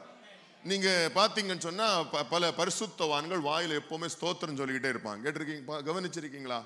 ஸ்தோத்திரம் ஸ்தோத்திரம் ஸ்தோத்திரம் சொல்லிட்டே இருப்பாங்க. பல ஊழியக்காரர்களை நான் பார்த்திருக்கிறேன். ஹல்லேலூயா. அட்லீஸ்ட் நமக்கு ஸ்தோத்திரம் சொல்றதுக்கு கூட நமக்கு மனசு வர்றதில்லை. பத்திரி தெரியுமா? எத்தனை பேர் இங்க கர்த்தருக்கு ஸ்தோத்திரம் பண்றீங்க? சர்ச்சில் வந்து இல்ல, சர்ச்சில் வரலன்னா சொல்லலாம் விட மாட்டாங்கல்ல. ஸ்தோத்திரம் பண்ணுங்க, துதிங்க, ஆராதிங்க சொல்லி சொல்லி சொல்லி அதெல்லாம் நான் கேட்கறது. உங்களுடைய அன்றாட லைஃப்ல எத்தனை பேர் ஸ்தோத்திரம் பண்றீங்க? ஹல்லேலூயா. உங்களுடைய வாயில எத்தனை ஸ்தோத்திரங்கள் வருது? எத்தனை ஸ்தோத்திரங்கள் தினமும் செலுத்துறீங்க? 1000 ஸ்தோத்திர பலி எடுத்து வாசிக்கிறது இல்ல, ஸ்லோகம் சொல்றது போல. நிறைய வந்து புக்கை எடுத்து வச்சுட்டு சோத்ராம் சோத்ராம் சோத்ராம் சோத்ராம், கர்த்தர் நல்லவர் சோத்ராம், கர்த்தர் பெரியவர் சோத்ராம், எல்லா தீங்குக்கும் விலக்கி காப்பார் சோத்ராம். ஹல்லேலூயா. இந்த ஸ்லோகம் சொல்றது இல்ல, ஸ்தோத்திரம். ஸ்தோத்திரங்கள் ஏறெடுப்பது நம்முடைய உதடுகளின் கனியாகிய ஸ்தோத்திர பலி. அது ஒரு பலி. ஆமென். நமக்கு எப்பொழுதெல்லாம் நமக்கு வாய்ப்பு கிடைக்கிறதோ, நேரம் கிடைக்கிறதோ, சந்தர்ப்பங்கள் இருக்கிறதோ, உங்க உதடுலேருந்து ஜெபம் பண்றதுக்கு வாய்ப்பு இல்லைன்னா கூட நம்ம உதடுகளிலிருந்து ஸ்தோத்திரத்தை செலுத்துங்க. புரியுதா? அப்புறம் நாம் செலுத்தக்கூடிய ஸ்தோத்திரங்கள் உதட அளவில் இருக்கக்கூடாது. உண்மையிலேயே ஆண்டவருடைய அன்பை அறிந்து, ஆண்டவருக்கு அதுக்கு பாத்திரர் என்பதை அறிந்து ஸ்தோத்திரம் செலுத்தவங்களா இருக்கும். புரியுதா? இப்ப இந்த ஒரு மனுஷன் வந்து ஆண்டவருக்கு ஸ்தோத்திரம் செலுத்தினான். பழைய ஏற்பாட்டில் நீங்க பார்க்கும்போது சீரியா தேசத்தினுடைய படைத்தளபதி ஒருத்தர் இருந்தார் இல்லையா? இப்போ அந்த படைத்தளபதிக்கு என்ன உண்டாயிற்று? படைத்தளபதி பாத்தீங்கன்னா பெரிய பெரிய யுத்தத்தை நடத்தினவர், ரொம்ப பெரிய ஆள். 2 ராஜாக்கள் 5ஆம் அதிகாரத்தில் சம்பவம் இருக்கு. சரியா? 2 ராஜாக்கள் 5ஆம் அதிகாரத்தில் இருக்கு. இப்போ இந்த படைத்தளபதிக்கு என்ன வந்துருச்சு? பெரிய பெரிய யுத்தத்தை நடத்தின அந்த மனுஷனுக்கு குஷ்டம் வந்துருச்சு. இப்போ இந்த வீட்டுல இஸ்ரவேலில் இருந்து சிறைப்பிடிக்கப்பட்ட கொண்டு போகப்பட்ட ஒரு சிறு பெண் இருக்கிறா. அவள் என்ன சொல்றா? அவனுடைய மனைவியின் இடத்துல சொல்றாங்க, என் ஆண்டவன் இஸ்ரவேலில் இருக்கிற தீர்க்கதரிசியிடத்துல போனால், சரி, சமாரியாவில் இருக்கிற தீர்க்கதரிசியின் இடத்துல போவாரானால் அவர் நலமாயிருவாரு அப்படின்னு சொல்றாங்க. புரியுதா? இதை கேட்ட மாத்திரத்துல இதை ஒய்ஃப் என்ன செய்யறாங்க? அவருக்கு நியூஸ் பாஸ் பண்றாங்க. அவருக்கு ஒரு விசுவாசம் வந்துச்சு. ஏன்னா எல்லா மருத்துவம் எல்லாம் ட்ரை பண்ணி என்ன ஆயிடுச்சு? ஃபெயிலியர். இப்போ இந்த சிறு பெண்ணினுடைய செய்தியை கேட்டு அவர் என்ன பண்றாரு? ராஜாவினிடத்துல போய் ராஜாவுக்கு நிருபத்தை கேட்டு வாங்கினான். அதாவது சமாரியாவில் இருக்கிற தீர்க்கதரிசியிடத்துல போகணுங்கிறது சிறு பெண் சொன்னது, அப்படிதானே? ஆனா அதை சரியா கேட்காம, இல்லைன்னா சரியா சொன்னாங்களான்னு தெரியல, அதை தவறாக புரிந்து கொண்டு தவறான இடத்துக்கு போறான். புரியுதுங்களா? தவறான இடத்துக்கு போறான். இந்த சிறுப்பெண் என்ன சொன்னாங்க? சமாரியாவில் இருக்கிற தீர்க்கதரிசியின் இடத்துக்கு போகணும். ஆனா அவர் எங்க போனார் அப்படின்னா, அந்த சீரியா தேசத்தினுடைய ராஜாவிடத்துல போய், நான் சமாரியாவுக்கு போறேன், அங்க எனக்கு ஒரு லெட்டர் கொடுங்க, ராஜாவினிடத்துல கொண்டு போய் கொடுப்பதற்கு. அந்த சிறு பெண் ராஜாவிடத்துல போக சொல்லவே இல்லை. புரியுதா? அநேக நேரங்கள்ல இப்படிதான் இருக்கிறோம். நம்ம கேட்கறத சரியா கேட்காம எங்கேயாவது போய் முட்டிட்டு நிக்கிறது. அப்புறம் ஏன் ஆண்டவர் எனக்கு இப்படி சோதிச்சிங்க, ஏன் ஆண்டவர் என்ன இப்படி சோதிச்சு? ஆண்டவர் நானா உன்னை வர சொன்னேன்? ஹல்லேலூயா. அந்த பெண் சொன்னது தீர்க்கதரிசியின் இடத்துல போ. அவர் கேட்டு வாங்கினது ராஜாவுக்கு லெட்டர். இப்போ ராஜாவும் லெட்டர் கொடுக்கிறார். ஏன்னா படைத்தளபதி இல்லையா, அவருக்கு வேண்டிய படைத்தளபதி, பெரிய பெரிய யுத்தத்தை நடத்தின படைத்தளபதி, குஷ்டரோகத்திலிருந்து விடுதலையாக்கப்பட வேண்டியது ராஜாவுக்கும் விருப்பம். லெட்டர் எழுதி கொடுக்கிறார். இத இஸ்ரவேலின் ராஜாவின் இடத்துல கொண்டு வந்து கொடுத்த போதுக்கு அவருக்கு பயங்கரமா கோபம் வந்துருச்சு. என்னை வச்சு காமெடி பண்றான் இவன், என்னை யுத்தத்துக்கு இழுக்கிறான், வேண்டுமென்னே வம்புக்கு இழுக்கிறான்னு சொல்லி தன்னுடைய ஆட்களை பார்த்து சொல்றார். இது யாருக்கு செய்தி போகுது? தீர்க்கதரிசியாகி எலிசாவுக்கு செய்தி போகுது. போன போது அவன் என்னிடத்திலே வர கடவன், அவனுக்கு நான் என்ன செய்வேன்? இஸ்ரவேல்ல ஒரு தேவன் உண்டு என்பதை அறிய பண்ணுவேன் சொல்றார். ஆமென். இப்போ இந்த செய்தி வந்த போது நாகமான் என்ன செய்யறாரு? எல்லாரும் புறப்பட்டு எங்க வர்றாங்க? எலிசாவுடைய வீட்டுக்கு முன்னாடி வந்து நிக்கிறாங்க. எலிசா அவனை பார்க்கவே இல்லை. புரியுதா? இவருடைய எண்ணம் என்னது? நான் சீரியாவில் படைத்தளபதி, பெரிய யுத்தத்தை நடத்தின பெரிய ஆளு, தீர்க்கதரிசி என்ன பண்ணணும்? வந்து என்னை தொட்டு எனக்கு சுகம் கொடுக்கணும். இது அவருடைய எதிர்பார்ப்பா இருந்தது. அல்லேலூயா. சில நேரங்களில் நம்ம எதிர்பார்ப்பு ஒன்னா இருக்கும், கர்த்தர் செய்கிறது வேறையா இருக்கும். புரியுதா? இதுவும் நம்ம இடத்துல காணப்படுகிற ஒரு தவறு தான். நம்ம எதிர்பார்க்கிறபடியே நடக்கணுங்கிறது. அநேக நேரங்கள் இதுல விழுந்து போகிறோம் விசுவாசிகள். நான் விரும்புகிறபடியே, நான் எதிர்பார்க்கிறபடியே எனக்கு நடக்கணும். அல்லேலூயா. நீங்க விரும்புகிறபடியே எதிர்பார்க்கிறபடியே நடக்கணும்னா எதுக்கு ஆண்டவர்? அவர் அவருடைய சத்தத்தின்படி தானே செய்யணும். அதுதானே நமக்கு நன்மை இல்லையா? இப்ப இவர் எதிர்பார்க்கிறபடி நடக்காம எலிசா சொன்னாரு, அவனிடத்துல போய் சொல்லுங்க, யோர்தான் நதியில 7 முறை முங்கி எந்திரிச்சா உனக்கு சுத்தம் உண்டாகும். இவருக்கு இதை பொறுக்க முடியல. நம்ம எதிர்பார்க்கிறது ஒண்ணு, எதிர்பார்த்து வந்தது ஒண்ணு, இந்த ஆளு நம்மளை பார்க்கவே மாட்டேங்கிறான். புரியுதுங்க? அந்த இடத்துல இவருக்கு பயங்கரமா கோபம் வந்த போது அங்க ஒருத்தர் சிலர் என்ன செய்யறாங்க? அந்த நாகமானுடைய ஊழியக்காரர்கள். நாகமான் சுத்திகரிக்கப்படுறதுக்கு யாரெல்லாம் காரணம்னு பாருங்க. முதலாவது இஸ்ரவேலிலிருந்து சிறைபிடிக்கப்பட்டு கொண்டு போகப்பட்ட சிறுப்பன். இரண்டாவது நாகமானோடு கூட இருந்த வேலைக்காரர்கள். புரியுதுங்களா? சில நேரங்கள்ல நாம் அநேகர், அதாவது நம் மூலமாக ஒருவர் ரட்சிக்கப்படுவதற்கு நாம் காரணமாக இருப்போம். கர்த்தர் நம்மை காரணமாக உபயோகப்படுத்துவார். சிலர் ரட்சிக்கப்படாமல் போகிறதற்கு நாம் தான் காரணமா இருப்போம். புரிஞ்சிருக்கும்னு நினைக்கிறேன். ஆனாலும் புரியாத மாதிரி இருக்கிறதுக்காக ஸ்தோத்திரம். சிலர் ரட்சிக்கப்படுவதற்கு நாம தான் காரணமா இருப்போம். சிலர் ரட்சிக்கப்படாம இருக்கிறதுக்கும் நாம தான் காரணமா இருப்போம். இவன் வழிபடுகிற எந்த தெய்வத்தையும் நான் வழிபட மாட்டேன் சபதம் எடுத்து எத்தனை பேர் சுத்துறாங்க தெரியுமா? ஏன்னா நம்முடைய சுபாவம் அப்படி, நம்ம காண்பிக்கக்கூடிய கிரியைகள் அப்படி. அல்லேலூயா. இங்க வேலைக்காரன் சொல்றான், நீர் பெரிய ஆளு, உமகிட்ட பெரிய பெரிய செல்வங்கள் எல்லாம் இருக்கு, பெரிய காரியம்னு சொன்னா உடனே செஞ்சிருவாரு. புரியுதுங்களா? சில நேரங்கள்ல விசுவாசிகள் இப்படிதான். ஆண்டவர் பெரிய ஒரு காரியத்தை செய்ய சொன்னா பட்டன் செஞ்சு முடிச்சிடும். ரொம்ப சாதாரணமான விஷயம், ரொம்ப சின்ன காரியமா இருக்கும், இதை விட்டு விலகி கீழ்ப்படிஞ்சு உருப்படியா இருன்னு சொன்னா கேட்க மாட்டோம். அதுலதான் முரண்டு பிடிச்சிட்டு இருப்போம். அல்லேலூயா. நம்ம கர்த்தர் செய்ய சொன்ன பெரிய காரியத்தை செஞ்சிருப்போம். நம்ம ஏதாவது ஒரு சின்ன காரியத்தில் ஆண்டவர் கீழ்ப்படி சொல்லியிருப்பார். பொய் பேசாதன்னு சொல்லியிருப்பார். அப்படிதானே? பொய் பேசாம நம்மளால தவிர்க்க முடியுமா? முடியாதா? ஆனா வாயு திறந்தா பொய் மட்டும் தான் பேசுறது. ஆண்டவர் அநேக நேரங்கள் சொல்லுவாரு, நீ பெரிய காரியங்களை செய்யற, நல்லது, பொய் பேசாத, இல்ல எனக்கு இந்த மாதிரி சின்ன சின்ன விஷயத்தை திருடாத. இப்படிப்பட்ட சின்ன சின்ன காரியங்களை கரெக்ட் பண்ண சொல்லும் போது நமக்கு அந்த கீழ்ப்படுகிறதுக்கு விருப்பம் இல்லை. இதே போல பெரிய பெரிய காரியத்தை நீ உங்ககிட்ட சொன்னா நீங்க செஞ்சிருப்பீங்க இல்லையா? நீங்க பெரிய வசதி உள்ளவங்க, எல்லா திறமையும் உண்டு, எல்லா செல்வமும் இருக்கு, குளிச்சு எழும்புறது ஒரு பெரிய விஷயமா? ஒண்ணு செஞ்சுதான் பார்ப்போமே அப்படின்னு ஒரு ஆலோசனை கொடுக்கிறார். அதுக்கப்புறம் அவர் காம் டவுன் ஆயிட்டார். அல்லேலூயா. சில நேரங்கள்ல அப்படி ஹைப்பர்ல நிக்கிறது சில ஆலோசனைகள்னால என்ன செய்யும்? அப்படியே காம் டவுன் ஆயிட்டு இப்ப 7 முறை என்ன செய்யறாரு? மூழ்கி எழும்பினான். அவனுடைய சரீரம் எப்படி ஆயிட்டான்? சிறு பிள்ளையினுடைய மாமிசம் போல ஆயிற்று. இப்போ சுத்தம் ஆயிட்டான். அங்கே நீங்க வாசிக்க முடியும், அவன் குணமாக்கப்பட்டான் என்றல்ல, சுத்தமானான். அல்லேலூயா. இப்ப சுத்திகரிக்கப்பட்டதை கண்டு என்ன செய்கிறான் அப்படின்னா, எல்லாரோடும் சேர்ந்து வந்து தேவனுடைய மனுஷனிடத்தில் திரும்பி வந்து அவனுக்கு முன்பாக தீர்க்கதரிசிக்கு முன்பாக நின்று யாரை மகிமைப்படுத்தினான்? இஸ்ரவேலில் இருக்கிற தேவனை போல் பூமி எங்கும் வேறொரு தேவன் இல்லை என்று அவன் தேவனை மகிமைப்படுத்தினான். அல்லேலூயா. அப்ப குஷ்டரோகம் சுத்திகரிக்கப்பட்டதை அவன் அறிந்த போது மகிமை யாருக்கு செலுத்தினான்? தேவனுக்கு செலுத்தினான். எந்த நன்மை நமக்கு கத்திடத்திலிருந்து வந்தாலும் மகிமை யாருக்கு கொண்டு போகணும்? அது தேவனுக்கு பிரியமானது, தேவனுக்கு பிரியமான பலி. அல்லேலூயா.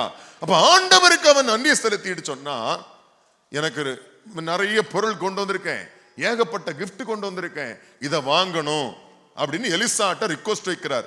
தாழ்மையோடு கேட்டு பார்க்கிறார். எலிசா, நான் உன் கையிலிருந்து ஒன்னும் வாங்குவதில்லை. தீர்க்கதரிசிகள் பேசிட முடியாது பாத்துங்க, ரஃப்பான ஆளுங்க. இப்போ உள்ளவங்கள சொல்லல, பைபிள்ல இருக்க தீர்க்கதரிசிகளை. இப்போ உங்களெல்லாம் ரஃப் கிடையாது, எல்லாம் வேற. இப்போ உள்ள வேதத்தில் சொல்லப்பட்டிருக்கிற தீர்க்கதரிசிகள் ஒரு சொன்னதுதான். புரியுதுங்களா? அவன் வாங்க மாட்டான்னா வாங்க மாட்டான், அவ்வளவுதான். எலிசா சொல்லிட்டாரு, நான் வாங்க மாட்டேன். இவர் என்னென்னமோ ரிக்வெஸ்ட் பண்ணி பார்க்கிறார். சொன்னதே, நீ போகலாம் அப்படின்னு சொல்லிட்டார். இப்ப அவர் கேட்கிறாரு, அட்லீஸ்ட் எனக்கு 2 சாக்கு மண்ணு கொடுங்க. எதுக்கு? இது உம்முடைய தேவனை போல ஒரு தேவனை நான் அறியவில்லை. இனிமேல் சீரியாவுக்கு நான் திரும்பி போய் இந்த தெய்வத்தை தவிர வேறொரு தெய்வத்தையும் வணங்குவதில்லை என்று சொல்லி தீர்மானிச்சான். அதுதான் ரட்சிப்பு. அல்லேலூயா. அப்படிதானே? நம்ம அந்நிய தெய்வங்களை வழிபட்டு கொண்டிருந்தோம், மெய்யான ஜீவனுள்ள தேவனை அறிந்தோம். எல்லாவற்றையும் விட்டு இனிமேல் இந்த தெய்வத்தை தவிர வேறொரு தெய்வத்தை நான் தொழுது கொள்ளுவதில்லை என்று தீர்மானம் பண்ணாம பாருங்க. அதுதான் ரட்சிப்பு, மனம் திரும்பின ரட்சிப்பு. அல்லேலூயா. நாகமான் அந்த தீர்மானத்தோடு புறப்பட்டு போனான். அங்கு போகும்போது ஒரு உண்மையை சொல்லிட்டு போனான். என் ராஜாவு கூட நான் போகும்போது ரிம்மோன் என்கிற ஒரு கோவிலுக்குள்ள அந்த கதவு எப்படி இருக்கும்? ஏன் உயரத்துக்கான கதவு இல்ல, அது சின்னதான ஒரு கதவு. இன்னைக்கு பாத்தீங்கன்னு சொன்னா நம்ம ஊர்கள்ல ஹிந்து டெம்பிள்களுக்குள்ள பிரகாரம் ஒண்ணு வச்சிருப்பாங்க, அடுத்தது கருவறைன்னு ஒண்ணு வச்சிருப்பாங்க. பாத்திருக்கீங்களா? அத்தனையும் பைபிள்ல இருந்து காப்பி அடிச்சது. இந்த கருவறை பார்த்திருக்கீங்களா? இந்த கருவறை தான் நம்முடைய பரிசுத்த வேதாகமத்தில் சொல்லப்பட்ட மகா பரிசுத்த ஸ்தலம். இந்த கருவறைக்குள்ள ஒரு மனுஷன் நேர போயிட முடியாது. புரியுதுங்களா? அப்படியே ஏறிதான் குனிஞ்சுதான் அப்படிதான் போகணும். இதே போல அவர் சொல்றாரு, என்னுடைய எஜமான் ரிம்மோன் என்கிற தேவாலயத்துக்கு பணிந்து கொள்ள போகும்போது அவனை நான் தாங்க வேண்டி இருக்கு, அவனுக்கு சப்போர்ட் பண்ண வேண்டிய இருக்கு. அவன் குனிகிறது போல நானும் குனிய வேண்டியது இருக்குது. ஆனாலும் நான் அந்த ராஜாவுக்காக தான் குனிவேனே ஒளி, அது அதனுடைய வேலை நிமித்தம். ஆனால் ஜீவனுள்ள தேவனை தவிர இனி ஒரு தேவனை நான் ஆராதிப்பதில்லை என்று தீர்மானம் பண்ணினான். அல்லேலூயா. இதை சொன்னதுக்கு அப்புறமும் எலிசா கிஃப்ட வாங்கல். அல்லேலூயா. புரியுதா? அவர் கொண்டு வந்த ஒரு கிஃப்டையும் வாங்கல். இதுதான் யாரு செய்ததுன்னா, இந்த சுத்திகரிக்கப்பட்ட 10 பேரில் ஒருவன் செய்தது. அவன் திரும்பி வந்து தேவனுக்கு மகிமையை செலுத்தி ஆண்டவராய் இயேசு கிறிஸ்துவினுடைய பாதத்தில் விழுந்து அவரை பணிந்து கொண்டான். அல்லேலூயா. இயேசு சொன்ன வார்த்தையின்படி போன 9 பேரும் நியாயப்பிரமாணத்தை நிறைவேற்றினார்கள். இயேசு சொன்ன வார்த்தையை நம்பி ஒருவன் இயேசுவினிடத்தில் திரும்பி வந்தவன் கிருபையின் பிரமாணத்தை நிறைவேற்றினான். அல்லேலூயா. கிருபையின் பிரமாணத்தினாலே அவனுக்கு என்ன கிடைத்தது என்று சொன்னால் ரட்சிப்பு கிடைத்தது. அந்த கிருபையின் பிரமாணத்தினுடைய ரட்சிப்பு எதனால் பெற்றுக்கொண்டான் என்று சொன்னால், இயேசுவே சொன்னார், உன் விசுவாசமே உன்னை ரட்சித்தது. இப்போ இவன் வந்ததுல என்ன தவறு? அல்லேலூயா. அந்த இயேசு சொன்ன அதே வார்த்தையின்படி இயேசு என்ன சொன்னார்? நீ உன்னை ஆசாரியனுக்கு காண்பி. இவனும் ஆசாரியனிடத்துல இருந்து காண்பிக்க வந்தான். அந்த 9 பேரும் பிரமாணத்தின்படியான ஆசாரியனிடத்தில் காண்பிக்க போனார்கள். இந்த ஒருவன் ஆவிக்குரிய பிரமாணத்தின்படி இந்த கிருபையுள்ள ஆசாரியனிடத்தில் காண்பிக்கும்படியாக வந்தார். இப்போ இயேசு கிறிஸ்துவை குறித்து வேதம் என்ன சொல்லுகிறது? ஏன் இந்த சுத்திகரிக்கப்பட்டவன் இயேசுவினிடத்தில் வந்தான். ஹல்லேலூயா. எதற்காக இவன் இங்க வந்தான்? இவன் வந்ததுடைய நோக்கம் என்ன? இயேசு சொன்ன வார்த்தையை மீறியா இவன் வந்தான்? அதுக்கும் ஒரு காரணம் உண்டு. ஹல்லேலூயா. வாசிங்க. முதலாவதாக லேவியராகம புஸ்தகம் 16ஆம் அதிகாரம் 27ஆம் வசனத்திலிருந்து வாசிங்க. பரிசுத்த ஸ்தலத்துக்குள் இரத்தம் கொண்டு வரப்பட்ட பாவ நிவாரண பலியாகிய காளையும் வெள்ளாட்டு கடாவையும் பாளையத்துக்கு புறம்பே கொண்டு போய் அவைகளின் தோலையும் மாம்சத்தையும் சாணியையும் அக்னியிலே சுட்டரிக்க கடவர்கள். இப்ப நம்ம வாசிக்கிறோம் 27ஆம் வசனத்தின் துவக்கத்துல பாவ நிவர்த்திக்கு என்று. ஹல்லேலூயா. எங்கே கொண்டு சுட்டரிக்க வேண்டும்? பாளையத்துக்கு புறம்பே. குஷ்டம் உள்ளவன் தான் தீட்டுள்ளவனாய் இருக்கிறபடியினால், அவன் அசுத்தம் உள்ளவனாய் இருக்கிறபடியினால் ஆசாரியன் அவனை தீட்டுள்ளவன் என்று தீர்த்து எங்கே கொண்டு வச்சிருப்பார்கள்? பாளையத்துக்கு புறம்பே. ஹல்லேலூயா. இப்போ இந்த பாவ நிவாரணத்துக்கென்று இந்த பாவ நிவாரண பலியை பாளையத்துக்கு புறம்பே கொண்டு போய் சுட்டரிக்க வேண்டும். இது பிரமாணம் கற்றுக் கொடுத்தது. இனி யாத்திராகமத்தின் புஸ்தகம் 14ஆம் அதிகாரம் 29ஆவது அதிகாரத்தில் 14ஆவது வசனம் 29. காளையின் மாம்சத்தையும் அதன் தோலையும் அதன் சாணியையும் பாளையத்துக்கு புறம்பே அக்னியால் சுட்டரிக்க கடவாய். இது பாவ நிவாரண பலி. ஹல்லேலூயா. இது பாளையத்துக்கு புறம்பே சுட்டரிக்கப்படுகிற பாவ நிவாரண பலி. ஹல்லேலூயா. இப்ப பாருங்க, குஷ்டரோகம் என்பது பாவத்தினுடைய சம்பளம். இந்த பாவத்தினுடைய சம்பளம் அவனுக்கு வந்த போது பாளையத்துக்கு புறம்பே தள்ளப்பட்டான். ஹல்லேலூயா. இவன் இந்த பாளையத்துக்கு மீண்டும் சேர்த்து கொள்ளப்பட வேண்டுமானால் அந்த பாவம் அவனுக்கு என்ன செய்யப்பட்டிருக்க வேண்டும்? நீக்கப்பட்டிருக்க வேண்டும். அந்த பாவம் அவனுக்கு நீக்கப்பட்டால் ஒழிய அவன் மீண்டும் சேர்த்து கொள்ளப்பட மாட்டான். ஹல்லேலூயா. இவன் பாவ நிவாரண பலியை பாளையத்துக்கு புறம்பே கொண்டு போய் சுட்டரிப்பார்கள். எங்கே கொல்லப்பட்டது? எங்கே கொல்லப்பட்டது? தேவனுடைய சமூகத்தில், இல்ல ஆசரிப்பு கூடாரத்துக்கு முன்பு. ஆசரிப்பு கூடாரத்துக்கு முன்பு கொல்லப்படும் அதனுடைய மாமிசம் பாளையத்துக்கு புறம்பே கொண்டு போய் சுட்டரிக்கப்படும். ஹல்லேலூயா. நல்ல கவனிங்க. குஷ்டரோகம் உள்ளவனும் பாளையத்துக்கு புறம்பே தள்ளப்படுவான். இந்த பாவ நிவாரண பலியும் தேவ சமூகத்திலே அடிக்கப்படும், பாளையத்துக்கு புறம்பே சுட்டரிக்கப்படும். இப்போ வாசிங்க மத்தேயு எழுதின சுவிசேஷம் 20ஆம் அதிகாரம் 18ஆவது வசனம். இதோ எருசலேமுக்கு போகிறோம், மனுஷகுமாரன் பிரதான ஆசாரியரிடத்திலும் வேத பாரகரிடத்திலும் ஒப்பு கொடுக்கப்படுவார். அவர்கள் அவரை மரண ஆக்கினைக்குள்ளாக தீர்த்து அவரை பரியாசம் பண்ணவும், வாரினால் அடிக்கவும், சிலுவையில் அறையவும் புற ஜாதியாரிடத்தில் ஒப்பு கொடுப்பார்கள். இது இயேசு சொன்னது. எங்க செய்வார்களாம்? எருசலேமில். எருசலேம் என்பது தேவனுடைய ஆலயம். ஹல்லேலூயா. தேவனுடைய ஆலயம். இயேசு சொல்றார், நாம எருசலேமுக்கு போகிறோம், மனுஷகுமாரன் பாடுகள் படுத்தப்பட்டு கொலை செய்யப்படுவார். ஹல்லேலூயா. புரியுதா? இப்ப பாருங்க, நம்ம அங்க குற்ற நிவாரண பலி, பாவ நிவாரண பலி தேவ சமூகத்திலே அடிக்கப்படும், பாளையத்துக்கு புறம்பே சுட்டரிக்கப்படும். ஹல்லேலூயா. இயேசு எருசலேமிலே என்ன செய்யப்பட்டார்? அவர் அடிக்கப்படும்படி ஒப்பு கொடுக்கப்பட்டார். முதல் அடி எங்க விழுந்தது? முதலாவது அவர் எங்க அடிச்சாங்க? எருசலேம்ல தான் அடிச்சாங்க. ஹல்லேலூயா. அதுக்கு அடுத்தது கொல்கதாவிலே கொண்டு போய் சிலுவையில் அறைந்தார்கள். பாளையத்துக்கு புறம்பே கொண்டு போய் சிலுவையில் அறைந்தார்கள். ஹல்லேலூயா. அங்கே சிலுவையில் அறைந்து அவரை வாதித்தார்கள்.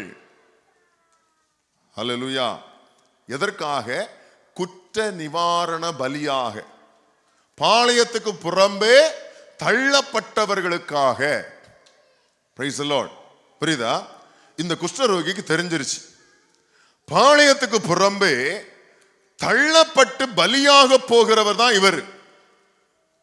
ஹல்லேலூயா. இது அவனுக்கு புரிஞ்சிருச்சு. மற்ற 9 பேருக்கும் புரியல. அந்த 9 பேரும் பிரமாணத்தினுடைய ஆசாரியனை தேடி போனாரு. இந்த ஒருவன் மாத்திரம் எனக்காக குற்ற நிவாரண பலியாய் அடிக்கப்பட போகிற இயேசுவினிடத்தில் வந்தான். Price the Lord. நாம் பாளையத்துக்கு புறம்பாக்கப்பட்டது போல இவரும் பாளையத்துக்கு புறம்பாக்கப்படுவார் என்கிற ரெவலேஷன் அவனுக்கு இருந்தது. ஹல்லேலூயா. திரும்பி வந்தத நோக்கம் புரிஞ்சுச்சா உங்களுக்கு? அவன் எதனால திரும்ப வந்தான்னா, இவர்தான் பாளையத்துக்கு புறம்பே எங்களுக்காக அடிக்கப்பட போகிறவர், எங்களுக்காக குற்ற நிவாரண பாவ நிவாரண பலியை செலுத்த போகிறவர் என்பதை அறிந்து அவன் முன்னாகவே ஓடி வந்து ரட்சிப்பை பெற்றுக் கொண்டான். அவரை தொழுது கொண்டான். ஹல்லேலூயா. இயேசுவை ஏன் தொழுது கொள்ளணும்? இயேசுவை ஏன் ஆராதிக்கணும்? என்னுடைய பாவங்களுக்காக தம்முடைய ஜீவனையே கொடுத்தவர். ஹல்லேலூயா. ஏன் இயேசுவை ஆராதிக்கிறீங்க? நீங்க உங்களுடைய பாவங்களுக்காக அவர் தம்முடைய ஜீவனையே கொடுத்தார். ஏன் ஸ்தோத்திரம் சொல்ல முடியல உங்களுக்கு? ஏன் உங்களால ஸ்தோத்திரம் பண்ண முடியல? ஹல்லேலூயா. இதை அறியாதவன் 9 பேரும் புறப்பட்டு போனான். அறிந்தவன் இயேசுவிடத்துல வந்தான். நீங்க யார், எப்படிப்பட்டவங்களா இருக்கீங்க? நம்முடைய பாவங்களுக்காக அவர் சிலுவையில் அறையப்பட்டார். ஹல்லேலூயா. இன்னும் தெளிவா வாசிக்கணும்னா வாசிங்க. எபிரேயருக்கு நிருபத்துல 13வது அதிகாரம், எபிரேயர் 13ஆம் அதிகாரம் 10 வாசிங்க. நமக்கு ஒரு பலிபீடம் உண்டு, அதற்கு உரியவைகளை புசிப்பதற்கு கூடாரத்தில் ஆராதனை செய்கிறவர்களுக்கு அதிகாரம் இல்லை. ஆசரிப்பு கூடாரத்தை குறித்து உங்களுக்கு நாலேஜ் உண்டானால் இது புரியும். என்னன்னு சொன்னா, சமாதான பலி, போஜன பலி, சில பலிகளை ஆசாரியர்களுக்கு புசிக்கிறதுக்கு ஆண்டவர் அனுமதி கொடுத்திருந்தார். ஆனால் வருஷத்துக்கு ஒரு முறை நடைபெறுகிற இந்த பாவ நிவாரண பலியை என்ன செய்யக்கூடாதவர்கள் புசிக்க கூடாது. அதைத்தான் பாளையத்துக்கு புறம்பே கொண்டு போய் சுட்டரிக்க வேண்டும். ஹல்லேலூயா. இது தேவன் கொடுத்த பிரமாணம். இப்போ இங்க எபிரேய ஆக்கியோன் சொல்றாரு, நமக்கு ஒரு பலிபீடம் உண்டு, அதற்கு உரியவைகளை புசிப்பதற்கு கூடாரத்தில் ஆராதனை செய்கிறவர்களுக்கு அதிகாரம் இல்லை. ஏன் அப்படின்னா இது பாவ நிவாரண பலி. வாசிங்க. ஏனென்றால் எந்த மிருகங்களுடைய இரத்தம் பாவங்களின் நிமித்தமாய் பரிசுத்த ஸ்தலத்துக்குள் பிரதான ஆசாரியராலே கொண்டு வரப்படுகிறதோ அந்த மிருகங்களின் உடல்கள் பாளையத்துக்கு புறம்பே சுட்டரிக்கப்படும். அந்தபடியே இயேசுவும் தம்முடைய சொந்த இரத்தத்தினாலே ஜனத்தை பரிசுத்தம் செய்யும்படியாக நகர வாசலுக்கு புறம்பே பாடுபட்டார். இயேசு என்ன செய்தாராம்? எருசலேம் நகரத்தின் வாசலுக்கு புறம்பே பாடுபட்டார். அடுத்தது வாசி. ஆகையால் நாம் அவருடைய நிந்தையை சுமந்து பாளையத்துக்கு புறம்பே அவரிடத்திற்கு புறப்பட்டு போக கடவோம். 15ஆம் வசனம். ஆகையால் அவருடைய நாமத்தை துதிக்கும் உதடுகளின் கனியாகிய ஸ்தோத்திர பலியை அவர் மூலமாய் எப்போதும் தேவனுக்கு செலுத்த கடவோம். எபிரேயர் சொல்றாரா? ஏற்கனவே அந்த ஒருவன் செய்து முடிச்சிட்டான். ஹல்லேலூயா. பாளையத்துக்கு புறம்பே இயேசு நமக்காக பாடுபட போகிறார் என்று அறிந்து அவன் தேவனை மகிமைப்படுத்தி இயேசுவுக்கு ஸ்தோத்திரத்தை செலுத்தினான். ஹல்லேலூயா. வேதம் சொல்லுகிறது, ஆகையால் அவருடைய நாமத்தை துதிக்கும் உதடுகளின் கனியாய ஸ்தோத்திர பலியை யார் மூலமாக? இயேசு கிறிஸ்து மூலமாக எப்பொழுதும் தேவனுக்கு செலுத்த கடவோம். அப்படி ஸ்தோத்திரம் செலுத்துகிற, மகிமை செலுத்துகிற நீங்கள், அடுத்த வசனம், அன்றியும் என்ன செய்ய வேண்டுமா? இப்ப நாம் ஸ்தோத்திரத்தோடு மாத்திரமல்ல, அல்லேலூயா, வசனம் எவ்வளவு தெளிவா சொல்லுது பாருங்க. நிறைய பேர் ஜபிக்கிறோம், ஸ்தோத்திரம் பண்றோம், நல்லது. அது மாத்திரமல்ல கர்த்தருக்கு பிரியமான பலி. அடுத்தது நன்மை செய்யவும் தான தர்மம் பண்ணவும் என்ன செய்திடக்கூடாது? மறவாதிருங்கள். இப்படிப்பட்ட பலிகளின் மேல் தேவன் பிரியமாயிருக்கிறார். 2 பலியை குறிச்சு இங்க சொல்லி இருக்கு, அப்படித்தானே? 15வது வசனத்துல நம்முடைய உதடுகளின் கனியாய ஸ்தோத்திர பலியை எப்பொழுதும் அவர் மூலமாய் தேவனுக்கு செலுத்துங்கள், இது தேவனுக்கு பிரியமானது. 2வது பலி நன்மை செய்யவும் தான தர்மம் செய்யவும் மறந்தே போகக்கூடாது, இது தேவனுக்கு பிரியமான பலி. ஹல்லேலூயா. 2 பலி. ஆமென். உதடுகளின் கனியாகிய ஸ்தோத்திர பலியும், ஸ்தோத்திரம் மாத்திரம் சொல்லிட்டு போறதில்ல, எப்பொழுதுமே ஸ்தோத்திரம் மாத்திரம் சொல்லிட்டு போறதல்ல, நன்மை செய்யவும் தான தர்மம் பண்ணவும் மறந்தே போயிடக்கூடாது. ஹல்லேலூயா. இப்ப அடுத்தது வாசிங்க, எபிரேயர் 5ஆம் அதிகாரம் 1 அன்றியும் மனுஷரில் தெரிந்து கொள்ளப்பட்ட எந்த பிரதான ஆசாரியனும் காணிக்கைகளையும் பலிகளையும் செலுத்தும்படி மனுஷருக்காக தேவ காரியங்களை பற்றி நியமிக்கப்படுகிறான். ஆசாரியன் எதுக்கு நியமிக்கப்படுறானா? எதுக்கு நியமிக்கப்படுறான்? பாவங்களுக்காக காணிக்கைகளை பலிகளையும் செலுத்தும்படி. யாருக்காக நியமிக்கப்பட்டான்? மனுஷருக்காக நியமிக்கப்பட்டான். 4ஆம் வசனம், மேலும் ஆரோனை போல தேவனால் அழைக்கப்பட்டால் ஒழிய ஒருவனும் இந்த கனமான ஊழியத்துக்கு தானா ஏற்படுகிறது இல்லை. இந்த வசனம் இன்னைக்கு 100க்கு 100 உண்மையா நடக்கல. அல்லேலூயா. ஏன்னு சொன்னா தானா நிறைய எழும்புது. வசனம் சொல்லுது, ஆரோனை போல ஒருவன் அழைக்கப்பட்டால் ஒழிய இந்த கனமான ஊழியத்துக்கு. அவனுடைய ஊழியமே என்னது? அவன் எதற்காக ஊழியத்துக்கு ஏற்படுத்தப்பட்டவன்? ஜனங்களுக்காக, ஜனங்களுடைய பாவங்களுக்காக காணிக்கைகளையும் பலிகளையும் செலுத்தும்படி மனுஷருக்கென்று ஏற்படுத்தப்பட்டவர். யார் ஏற்படுத்தினது? தேவனால் ஏற்படுத்தப்பட்ட மனுஷன். அல்லேலூயா. தேவன் அந்த மனுஷனை ஏற்படுத்தினார் ஜனங்களுக்காக, தாம் தெரிந்து கொண்ட ஜனங்களுக்காக, தன்னுடைய ஜனங்களுக்காக ஆசாரியனை தெரிந்தெடுத்தார். அடுத்து சொல்றாரு, இது ஒரு கனமான ஊழியம், எல்லாருக்கும் இல்ல, ஆரோனை போல அழைக்கப்பட்டால் ஒழிய இந்த ஊழியத்துக்கு தானாக ஒருவரும்.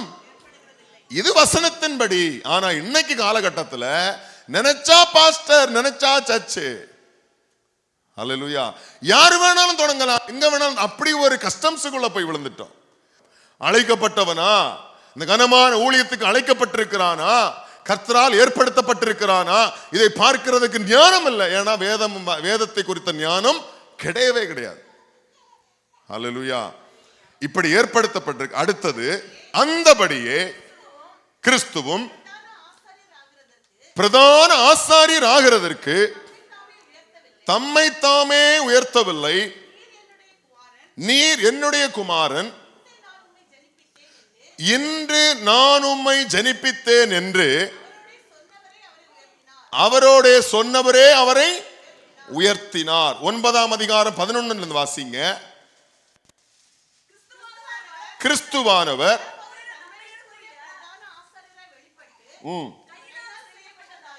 கையினால் செய்யப்பட்டதாகிய சிருஷ்டி சம்பந்தமான கூடாரத்தின் வழியாக அல்ல, பெரிதும் உத்தமமான கூடாரத்தின் வழியாகவும் வெள்ளாட்டுக்கடா, இளங்காளை இவைகளுடைய இரத்தத்தினாலே அல்ல, தம்முடைய சொந்த இரத்தத்தினாலும் ஒரே தரம் மகா பரிசுத்த ஸ்தலத்திலே பிரவேசித்து நித்திய மீட்பை உண்டு பண்ணினார். 14ஆம் வசனம், நித்திய ஆவியினாலே தம்மை தாமே பழுதற்ற பலியாக தேவனுக்கு ஒப்பு கொடுத்த கிறிஸ்துவனுடைய இரத்தம் ஜீவனுள்ள தேவனுக்கு ஊழியம் செய்வதற்கு உங்கள் மனசாட்சியை செத்த கிரியைகளற சுத்திகரிப்பது எவ்வளவு நிச்சயம். குஷ்டரோகிக்கு என்ன தேவைப்பட்டுச்சு? சுத்திகரிப்பு. ஹல்லேலூயா. அவர்கள் திரும்பி போன போது சுத்திகரிக்கப்பட்டார்கள். சுத்திகரிப்பை கொடுத்தது யாரு? இயேசு. இவர்தான் மகா பிரதான ஆசாரியர் என்று சொல்லி, இவர் நம்முடைய பாவங்களை சுத்திகரிக்கிற மகா பிரதான ஆசாரியர் என்று நியமிக்கப்பட்டிருக்கிறார், தேவனால் நியமிக்கப்பட்டிருக்கிறார் என்று அறிந்து அந்த ஒருவனும் மகா பிரதான ஆசாரியனிடத்தில் வந்தான். ஹல்லேலூயா. வந்து அவன் நித்திய மீட்பை பெற்றுக் கொண்டான். ஹல்லேலூயா. அவனுக்கு இயேசு என்ன கொடுத்தாரு? நீ வந்ததுனால உனக்கு என்ன உண்டு? ரட்சிப்பு. போனவங்களுக்கு ரட்சிப்பு கிடையாது. ஹல்லேலூயா. இயேசுவினிடத்தில் வந்தவங்களுக்கு ரட்சிப்பு, நித்திய மீட்பு. ஆமென்.